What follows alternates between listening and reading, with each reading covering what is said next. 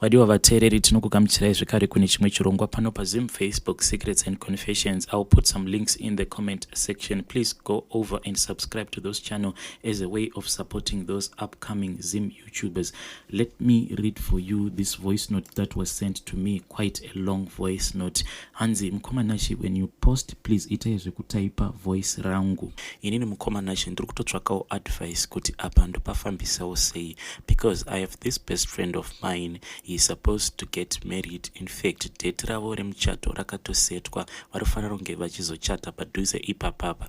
Saka zvakaitika Mukomanashi ndezvekuti we had to travel. Tichibva kwatinogara tichienda kuna Taylor, because Taylor ainge akanzi akafona achiti hembe dzese dzinofanira kunge dzichizoshandiswa pamuchato dzainge dzava ready. So we had to travel. Takati my best friend, inini the best man, and also my best friend's fiance. Saka tienda kuHarare kuya we had to stop here and there sevanhu vainge vachingo enjoy. Taingotiwo tikasanganawo nekarestaurant kati tasangana nako along the way, tobva tapinda tobva tangotenga matake aways. Saka zvakaitika Mukomanashi ndezvekuti takazosvika pamwe patakati toda kutenga mapai. So this best friend of mine akabva abuda nabest man vachienda kuno order mapai. Ini ndikabva ndasara nafiance wake tiri mumotikari. Saka patakasara mumotikari kudaro, iye akabva andipa foni yake akabva ati look at these videos. Ndikabva ndashamisika kuti mavideos acho ainge achindirakidza. It was as if pese pepe pataipractice for the dances atinofanira kunge tichizotamba pamuchato,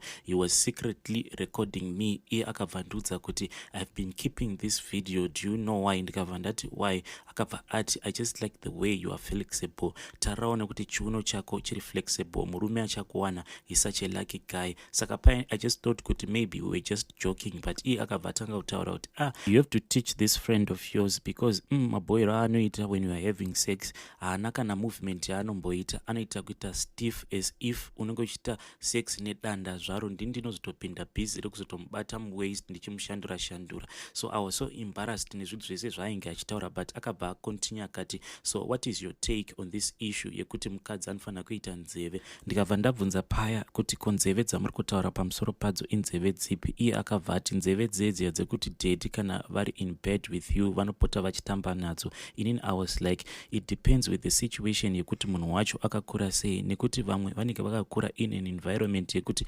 vakashaya munhu wekuti aipota achivadzidzisa, and also vakatoshaya kuti vanokwanisa kudzidonza sei. So he was like what was the situation like? It was quite an embarrassing question, so I just had to answer him, because ndakabva ndangomuudza kuti inini sezvo ndiri munhu akakura nagogo vakangotanga kundidonza from an early age. By the time yandakazotoyaruka ainge atokura kudhara. He was like yo, do you mean kuti utori nawo izvezvi? Ndikati yes ndinawo. Akabva ati akakura sei? Ndikati izvozvozvo hazvidiwo imimi, zvinodawo munhu wandinorara naye. So he kept on pestering me. Akati saka do you mean kuti atoripo izvezvi? Ndikati yes, what do you mean kuti atoripo? Handi ndakuudza here kuti ndakatanga kudhonzwa from an early age? Akabva ati do you know that kuti shamwari yako igaba haana kana chaambori nacho, ende zvinondipowa sei kuti paya pati tichihave sex kana tikangoita mistake yega inozongokaruka yabuda. So I had vamwe vanhu vachitaura kuti zvinhu zvaizva kana zviripo hanzi zvinoita zvichibloka. Is it true? Ndikabva ndamuti it depends with the situation. Ndakabva ndangoti ngatisiyanei nenyaya idzi dzatiri kutaura, because my friend ainge atobuda mushop nabest man ndokubva vatoya vakapinda mumotikari, but he kept on texting me whilst he was driving achitaura iye achiti zvawandiudza ipapapaka ndatova confused. I'm now thinking kuti izvezvi I made a mistake. Dai ndakatusangana newe at least I knew kuti kana ndava mumarriage handizombofa ndakakuhurira, because zvinhu zvacho zvandinotoda pamunhukadzi utori nazvo izvezvi. Right now nditori munhu wekutoti I am nowhere. Zvinoita here kuti maybe in the future kana ndikazorambana nemukadzi wangu tobva tazongochata zvedu, because I just think kuti we were meant to be. Ine ndakangoblutika because I didn't have any response for him, because ndainge ndakuzviquestiona kuti saka izvezvizvo how am I supposed to be happy with my best friend, because kunyange shamwari yangu yainge ichiseka vachiridza radio tichita sekunge tinotamba, but mufaro ndainge ndisisina, because I kept on asking myself, because uyu murume wake a husband to be ainge andiudza kuti he was so disappointed because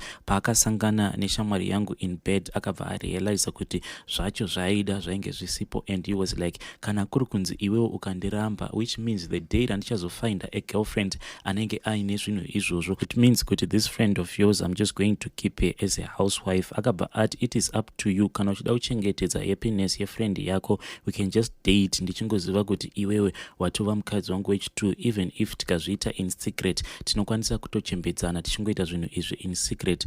What do you think about that issue? Because iye akabva ati kana kuri kunzi ukaramba, it means kuti the day randichazofinda umwe mukadzi out there, no matter akashata sei, this friend of yours I'm just going to keep her as a housewife. I don't mean kuti hana kunaka akanaka, katori kamuyellow bone katongori ball, but this thing chacho chakandidisappointa ndechekuti the first day ratakatanga kuhave sex I found out kuti painge pasitomborina kana chinhu, so I was so disappointed in your best friend. So it is up to you, Sha. Ndokubva aregedza kutaura neni kusvika tazosvika kuHarare. Mukomanashi on the way ndakabva ndangoshaya mufaro because I just thought kuti saka izvezvizvi this guy he has the nerve yekuti andisendere messages akadai apa achidriver apa akagara next to his wife to be apa. His wife to be is my best friend, takakura tose ende tiri vanhu vekuti tinowirirana, we are like sisters, but he had the nerve to tell me zvose izvozvo just as he was sitting right next to my best friend. So mukomanashi I am asking for advice kuti ipapapa ndopafambisa sei,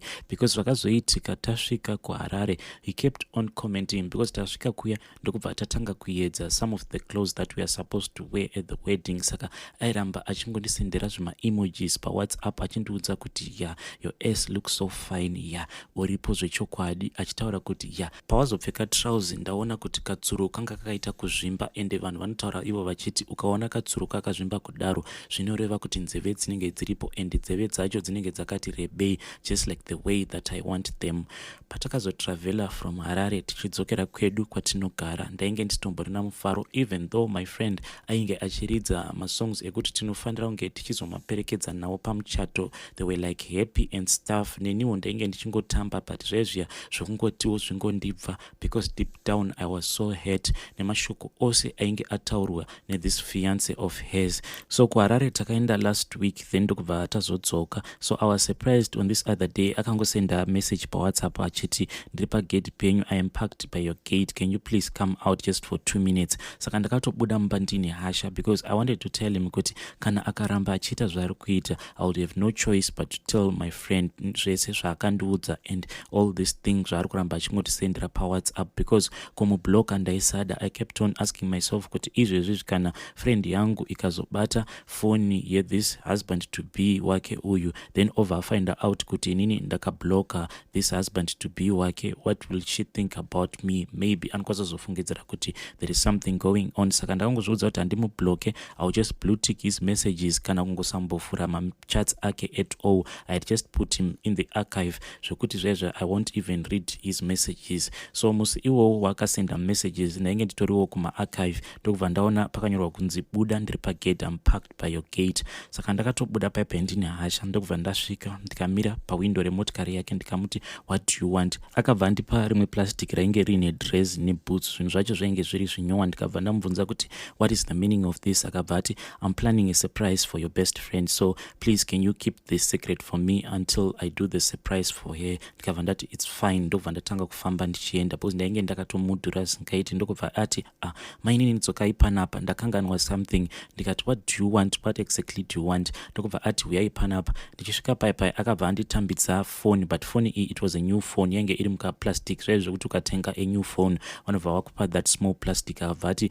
can you just throw this phone in that plastic because I want to surprise your friend. Ndokubva ndati fine, ndikabva ndaenda. Ndichinopinda mumba mukomanashi I didn't even bother kuti ndinge ndichivhura kuti ndione kuti maplastic bags andainge ndapiwa mainge muinei, because I was so irritated by this guy, the way that he kept on talking to me on WhatsApp. Saka iye akangoramba ongofona achisendera messages ku WhatsApp. So the problem ndeyekuti phone yandainge ndishandisa at that time yange yakatsemuka half of the screen, saka kuti ukwanise kuverenga messages you had to rotate it, zvezvo zvinotobowa. Saka ndakazongoenda pachat pake nchida kuona kuti why was he keep on texting me. Ndokubva ndaona pakanyorwa kunzi I was just lying to you, hembe idzodzo ndedzako, if you think kuti I am lying to you just open and check the sizes. So inini ndiri munhu wekuti ndine muviri muhombe kudarika this friend of mine, so I just opened. Ndokubva ndaona kuti hembe idzi exact exactly they were of my sizes. And also kuti ndimudze kuti look, come back and take your clothes. Ndakatadza because phone yacho inomboita ichifreeza, inozonyora painenge yadira. Akabva texta iye akabva ati zvinhu zvese zvandakupa ndezvako, kana uchida unokwanisa kuzvikandako mubhini, but I'm not going to take them back from you, do as you please. And also tarisa kuti mune kamwe kaplastic munei. Saka ndakabva ndavhura kaplastic kake ndokubva ndaona kuti mainge muine phone nyohwa mukoma nacho, it was a Vivo Y21s. Saka as of now situation yandazotoiswa nemurume uyu yatova situation iri tricky, because zvaizvezvi ndanga nditori munhu wekutoti ndanga nditori panzara, handishandi and handitomborina munhu wekuti who was able to provide for me. Akabva ati can you check the dress, tarisa kuti munei. Ndokubva ndatarisa ndikaona kuti mainge muine $130. Ndokubva ati mari iyoyo ndeyekuti uende unozvigadzirisa musoro, because ndaona kuti wig yako yanyanyisa kusakara. Mukoma nashi, I feel so bad, I feel like I'm a bad friend, because shamwari yangu zvaizvezvi handina kana anything chandakamuudza. In fact ndakabva ndatotanga kutoshandisa phone iyoyo, and then I thanked this guy who is supposed to get married to my best friend. Iye akabva angoti it's fine, at least now I am happy kuti waukwanisa kuresponda messages angu. Ndakabva ndamuti even though ndaresponda message yako, but please can you come back and take your dress and your shoes and also your money, ndichaona imwe plan yekuita. But iye akabva ati how do you feel kana shamwari yako ichikuseka kuti iwewe uri munhu wekuti haugone kupfeka, unongopfeka hembe dzemumabhero pese pano kunyeya, achiti tarirawo kuti zvaanga akapfeka nhasi anga akapfeka hembe dzemumabhero, mwoyo wangu unonzwa uchirwadza. Saka paakandudza mashoko iwawo ndikabva ndati do you mean kuti my friend anotombondinyeya newe? Akati just like last week akatotaura kuti izvezvizvi patiri kuenda kubig Sunday uchaona kuti anenge akapfeka hembe dzemumabhero sei. Paakandudza mashoko iwawo I knew kuti it was the truth, but I just thought kuti pese apa shamwari yangu understood my situation, kuti ndiri munhu wekutiwo handiwane the same way yaanoita, because pose patinoenda kuchurch when she comes to pick me up kazhinji kacho anowanzondibvunza kuti asikana hembe yamuroda kupfeka nhasi haiti, hamusikuona kuti hembe yamuri kupfeka ndeyemumabhero. So the moment yakandiudza kuti anogara achingokuseka kuti iwe unopfeka hembe dzemumabhero kana tichienda kuchurch, ndakabva ndarwadziwa and I knew that it was the truth. Ndikabva ndati it's fine, hazvina hazvo basa, Mwari ndo vanoziva. Iye akabva ati no, it is not fine. Uri kuziva here kuti this week tine big Sunday, this Easter Sunday, so ndoda kuti upfeke hembe iyoyo, I want you to look so good, can you go out and buy yourself an ear to ears? Ndakabva ndati alright, ndichangopfeka but only once watora hembe yako. Akabva ati is fine, only once for me it will be just good. Saka this Sunday yatadarika iyi mukoma nachi ndakatoenda kuchurch ndakapfeka hembe iyoyo. Zvakazoitika pa ear to ear iyi ndakaenda mutown because out of anger and also nekuda kuti uishamwari yangu andionewo kuti at least I can be someone wekutotiwo ndinopfekawo something that will be of high value. Ndakaenda ndikanotsvaka ear to ear, but initially pandakatanga kutsvaka ndakabva ndaona kuti mari yacho yaanga andipa yaisakwana, because already mumba mainge muine imwe situation yekuti ndakazotopedzisira ndapa mama $70 kuti vakwanise kumbojekera until tazowana imwe mari. So ndakazotadza kuenda kunotenga ear to ear yaya, ndikabva ndazongoenda kuchechi ndakadaro. Later during the service akabva anditextera akabva ati ko wakazozvifambisa sei? Ingawani ndakati enda unogadzirwa musoro, but still you look good though, dress iro rakaita kukufita. Even my friend akatovhunduka kuti ko asikana ko dress iri makariwana kupi, and it's so expensive, munoziva kuti dress iroro rinoita mari. Ndakabva ndangostika because for the first time in my life best friend yangu uyu ndakabva ndamuudza nhema. Ever since high school patakatanga kuita my best friend, ndiri munhu wekuti ndaingomuudza chokwadi and handisati kana ndambomunyepera no matter how it hurts. Ndiri munhu wekuti ndinongomuudza chokwadi, but apa ndakabva ndamunyepera ndikamuudza kuti ndine umwe mukomana wangu takangosangana nawo online, but mukomana uyu is out of the country. Saka ndakamuudza kuti tine big Sunday. Akabva nditumira mari akabva ati nditenge dress irori, and also akabva ati nditenge phone, sezvo you know kuti my phone inonetsa, I have to rotate it. Saka zvinhu zvaimbowa kuti pese patinenge tichichata I have to respond late. Zvinhu izvi zvakamushamisa. Akabva ati can you please introduce me kuna bamnini ava? Do you mean kuti ndatova nabamnini mbinga? So now I don't know kuti ndichamuintroduce kunani, because she keeps on pestering me, achingobvunza kuti ko wazodisha nenhamba dzabamnini, ndoda mbototaura nabamnini izvezvizvi, kasi bamnini vari kuchando kani, and inini handina kana mhinduro. I just keep on avoiding her, ndichingompa ma-reasons, but sooner or later I know kuti she would demand those numbers because we are so close like that. Then on this issue this fiance of hers, pandakamuudza kuti ndainge ndapa mama $70 because mumba mainge musina kana chikafu, akabva ati you were supposed to tell me kuti amuna kana chikafu, but I understand your situations, but zvatokwanisa kuita ndezvekuti you can tell me the day that you'll be free, but tell me the night before so that I can make all the arrangements, then tozosangana mutown. Tikasangana mutown, I think kuti I will be able to buy things in bulk, but these things will be just basic stuff. They can last you and your mother for something like 3 months, because right now program yangu ye wedding ichandibudisira mari yakawanda. So I want to know kuti for the next 3 months you will be okay panaudze chikafu. I'll be just giving you money apo nepapo yekungoti uende uchinoitwa nails and the stuff. Saka mukomanashi handichazivi kuti ndoita sei. Should I go and meet with this guy? So nezuro tava kunorara akabva nditumira message yekuti I love you so much and I want to take care of you. Inini kana ndikatarisa on my side, vakomana vose vandingati ndakadata, vanhu vacho vazhinji vaingoda zvongorara nini, then people vachingokushandisa and they never give you anything. But when I look at this guy, in a short period of time, iye anditira zvimwe zvinhu zvihombe zvekuti handina munhu wekuti akambonditira zvinhu izvozvo zvihombe. And the things that he's telling me ari kundiudza kuti he doesn't want to rush me. Kunyangwe ndikaramba kumupa sex even for 3 years, akati iye I'm going to wait for you until the time is right. Akati even if kana kuri kunzi kanditira mwana, I can take care of you nemwana iyeye kusvika tazochembedzana, your friend asingambozivi. Mkomanashi, I'm trying as much as I can to fight with my heart, but I think that my heart is forcing me to go on the other side because of the situation iri padeni. Zvakaitika mukomanashi ndezvekuti right now pamba patakagara hapasi pamba pedu, tiri kutogarawo pamba pasekuru. Saka ndeimwe yaya yekuti dzimwe nguva munokwanisa kumbomudhurirwa nagogo zviya zvekuti manyanya kugarisa panapa. Saka kwekuti tinokwanisa kuenda tikanogara namama hatitomborina, because zvakaitika ndezvekuti whilst my father was still alive havana kana kumbogara vanovaka either kumusha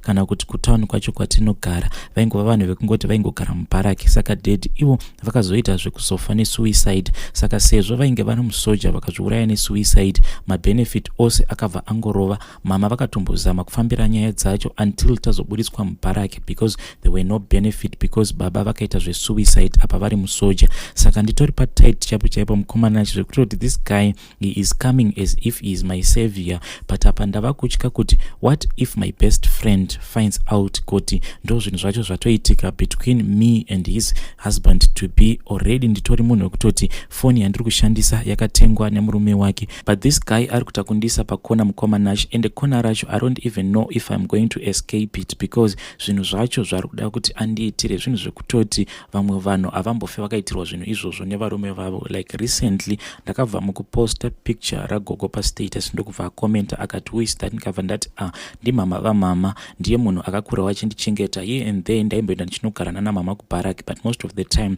ndaigara navo kumusha. Iye akabva ati yii, so that is the woman akakudhonza. Ndikabva ndati iwe unongofunga zvinhu zvisina basi. Akabva ati ko chiko icho chiri kubackground. Ndikabva ndati what do you mean? Akati do you mean kuti gogo vanorara muimba yakadaro? Ndikabva ndati yes, vana mama havana kukwanisa kushandisa mukana kuti vange vachivakira gogo imba yakanaka, but it is my dream kuti the day randichazowanawo basa I'll start saving up so that ndinozovakirawo gogo. Iye akabva ati you know kuti I have some construction companies right? Ndikabva ndati yes. Akabva ati just accept my proposal. Kuvaka imba kumusha, it is a one day thing. If you just say yes, I'm going to do everything to please you. Saka mukomanashi izvezvi zvindiri pakona risingatomboite, please help me. Handisi hure, I'm not a bad person, but zvinhu izvi zvakataurika zvikangouyawo ndisina kana kumbofungira. Handina kana day randakambomukumbira kana sent even my phone. I was satisfied nefoni yandainge ndichishandisa, but munhu wekungoti akangondisa pressure until ndapfuma. Situation yangu mukomanashi is turning me into a bad person. Please tell me that I'm not a bad person, right?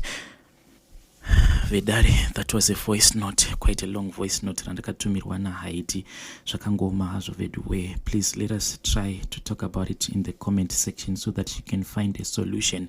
Rekaitipa taenda panyaya yedu inotevera. Sezvo the following message yandiri kuda kuverenga ine zita nesurname remunhu. I know kuti some of you cousins will go on Facebook with that name and you will search and maybe you will find that profile. Mobva makumbira namba dzekwacho kwaari kuti akaenda akanobatsirwa. So please be careful of avo vanenge vakawandira as if vakaenda somewhere vakabatsirwa, but ivo vakawandira kubira vanhu mari. Asi kana kuri kunzi mukazopiwawo namba mukaenda ikoko mukabatsirwa zvinenge zvisina utsotsi mukati, tinobva tati Mwari ngaakudzwe. please dzokai pano tikwanise kuzopawo uchapupu. So let me read the message for you. Makadi zvenyu hama neshamwari mose muri pano, ndauyawo nenyaya yangu kutotsvakawo rubatsiro nemazano kubva kwamuri. Zita ndinoitwa Paida Moyo Sabvure, ndogara kuno kuHeadlands. Ndiri mukadzi ane wana wawiri. Ndakaitawo problem yekuita maronda kusikarudzi nemunyatso zvinova zvinhu zvakatanga last year. Mushure mekunge ndarota ndichirara nababa wangu nyakundibereka, ndakamuka ndakaita zvironda panyatso nekudzasi kusikarudzi. Takazamba kufamba nana mama wangu kuzvipatara but hazvina kuchinja, zvairamba zvichingobuda hurwa nekunhuhwa. Takambozamawo kumaprofita waiti unoshandiswa nababa wako wane zvidhoma ndizvo zvinokuita mukadzi nekukuyamwa zvosiya uturu hwazvo ndizvo zviri kuzokonzeresa zvironda. Ndakazama nepese pandinogona asi zambuko rairamba, asi waingoti baba wako wanoziva. Ndakasvika pakudzoswa nemurume ndikauya kumba nevana. Shamwari yangu yekwamutare akazondidana ikoko, pane kumwewo kwaaiziwa. Takaenda asi kwaiwe kwechivanhu kumachawa. Ndakasvika ndikanzi baba wako wane zvawakaita newe, asi iwe today tinoda kukubatsira nemutowo wemhiko, asi inozosunungurwa mushure me3 months. Unoda here? Ndikati hongu ndinoda. Wakaburitsa tsvimbo wakati simudza katatu. Ndakaita sekudaro. Ndapedza wakati enda hako ndakurapa. Zvadzoka kumuridzi wazvo. Ndakadzoka asi ndakazosara kusvika kumba ndava kunzwa kuti ndainge ndava kutonzwa change. Mushure me2 days maronda ese akaoma uye smell yakabva yapera. Kubvawo ipapo baba wakatanga kuti musana nemakumbo kusvika wapiwa bed kuhospital Marusape, zvikaramba zvichiita wese. Wakasvika pakustroka chaiko. Marimwe zuro wakandidana wakataurira mabrothers angu namama waripo, wakati ndiregererewo mwanangu, ndini ndaikushandisa zvese zvainetsa kumba kwako, ndini ndaikonzeresa. Ndaida kuti udzoswe uye maronda ayo ndini ndaikonzeresa. Ndapota ndiregererewo. Ndakaudza mama kuti inini ndainge ndafamba kuchivanhu. Nezuro takaenda namama kwasekuru waya. Zvino wari kuti mhiko yatakaita yakapikwa kunzi 3 months ndipo painozosunungurwa. Chero zvidii hapana anogona kubvisa, kunyange ini muridzi wedare. Ndabva ndaneta, ndakunzwira tsitsi mama neurwere uhu hwatarisana nadhedhi, nekuti ndiwo wari kuchengeta. Ndiri kutsvakawo mubatsiri. Vedare, iyo ndo message yatakarisivha kubva kuna Haiti. Ngatisanganei zvekare in the following episode.